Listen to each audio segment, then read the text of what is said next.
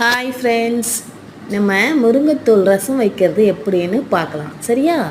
முருங்கைத்தூள் எடுத்துக்கிட்டு 2 பல் பூண்டு, 2 பச்சை மிளகா, மிளகு, ஜீரகம், கொஞ்சோண்டு இஞ்சி போட்டு நம்ம அரைச்சி வச்சுக்கிட்டு கொஞ்சமாக புளி எடுத்துட்டு ஒரே ஒரு தக்காளி போட்டு நம்ம கரைச்சி வச்சுக்கிட்டு இப்போ நம்ம அந்த மிக்சியில் போட்டு அடித்தோம் இல்லை முருங்கை ரசத்துக்கு, அதை எடுத்து புளி தண்ணியில் போட்டு கரைச்சிட்டு ஸ்டவ் ஆன் பண்ணி நம்ம ரசம் எப்படி கொதிக்க விடுவோமோ அந்த மாதிரி பொங்கு வர மாதிரி வச்சுட்டு அதுக்கப்புறம் என்ன பண்ணோம், ரசம் ரெடியான பிறகு நம்ம அதை இறக்கி வச்சுட்டு கொஞ்சோண்டு எண்ணெய், கடுகு, காஞ்ச மிளகா போட்டு தாளித்து கொஞ்சம் கொத்தமல்லி போட்டு தாளித்து விட வேண்டியது தான். இதுதான் முருங்கை தோல் ரசம்.